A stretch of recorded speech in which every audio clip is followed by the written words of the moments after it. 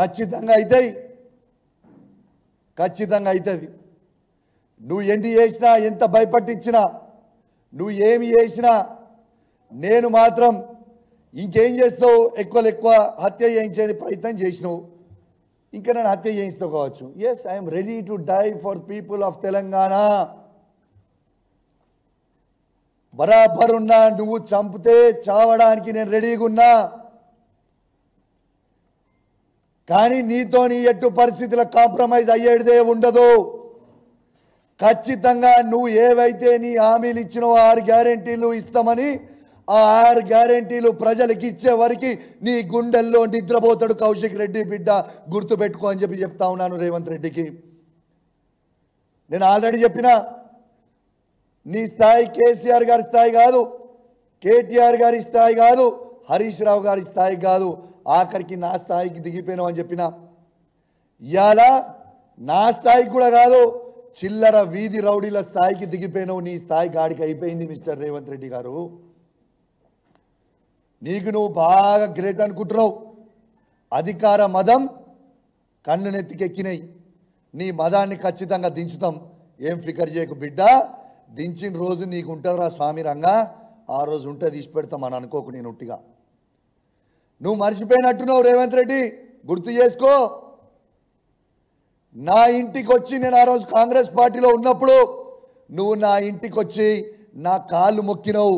నేను నన్ను PCC president చెయ్యి, దయచేసి సపోర్ట్ చెయ్యి అని చెప్పినావు. ఆ రోజు మర్చిపోయినావా బిడ్డ? ఆ రోజు నువ్వు నా కాళ్ళు మొక్కితే నిన్ను పిసిసి ప్రెసిడెంట్ అన్నాడు, నేను చేసిన. కానీ గుర్తుపెట్టుకో, ఏ విధంగా నేను ఆ రోజు పిసిసి ప్రెసిడెంట్గా చేసినో, ఇవాళ కేసీఆర్ నాయకత్వంలో మళ్ళా నిన్ను సీఎం పదవి దించే వరకు నిద్రపోకుండా పనిచేస్తా బిడ్డ, జాగ్రత్తలు చూసుకో అని చెప్పి సందర్భంగా నేను హెచ్చరిస్తా ఉన్నాను.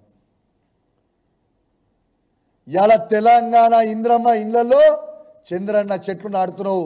తెలంగాణ ప్రజలు నీ ఈపు చింతపండు చేసే రోజు దగ్గరగా ఉంది బిడ్డ, నువ్వు వెయిట్ అండ్ వాచ్ అని చెప్తా ఉన్నాను. నీ నోటికి వచ్చినట్టు మాట్లాడుతున్నావు. నీ అయ్యా జాగిరా రాబాయి తెలంగాణ. నువ్వు భయపట్టిస్తే భయపడికి ఇడే మన చేతు, భయపడితే భయపడికి ఉన్నా అనుకుంటున్నావు ఏంది? భయపడే ప్రసక్తే లేదు, గుర్తుపెట్టుకో. నీకు ఇంకోటి కూడా చెప్తున్నా, చాలా మందితోని ఆయన చిల్లర గుండాగాలతోని నాకు ఫోన్ చేపిస్తా ఉన్నాడు.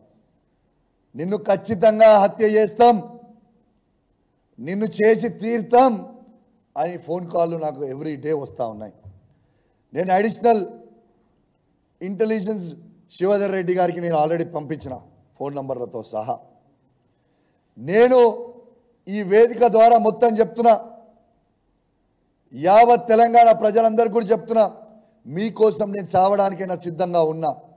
కానీ ఏనాడైనా నన్ను హత్య జరిగితే ఖచ్చితంగా దీనికి రేవంత్ రెడ్డి గారే బాధ్యత అని చెప్పి సందర్భంగా తెలియజేస్తా ఉన్నాను.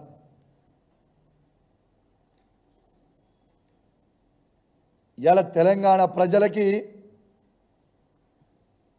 రక్షణ కల్పించాల్సిన ముఖ్యమంత్రి, హోమ్ మినిస్టర్ గారు తనే కాబట్టి అసలు ఏం చేస్తున్నారు? అసలు ప్రజలు నవ్వుకుంటున్నారు నువ్వు చేసే మాటలు. ప్రజలు నిన్ను చూసి నవ్వుకుంటున్నారు. తెలంగాణ ప్రజలు ఏమనుకుంటున్నారనేది ఆలోచన చేసుకో.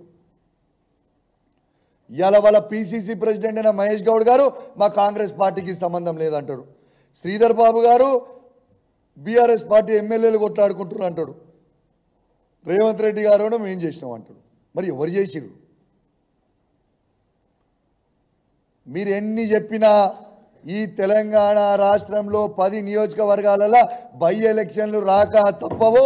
మేము 10 నియోజకవర్గాలలో మళ్ళా బీఆర్ఎస్ పార్టీ జెండాలు ఎగిరేక తప్పదని చెప్పి ఈ సందర్భంగా తెలియజేస్తా ఉన్నాను. ఖచ్చితంగా బై ఎలక్షన్లు వస్తాయి. ఖచ్చితంగా కేసీఆర్ నాయకత్వంలో గట్టిగా పనిచేసి బీఆర్ఎస్ పార్టీ జెండాలు ఎగిరేస్తాం.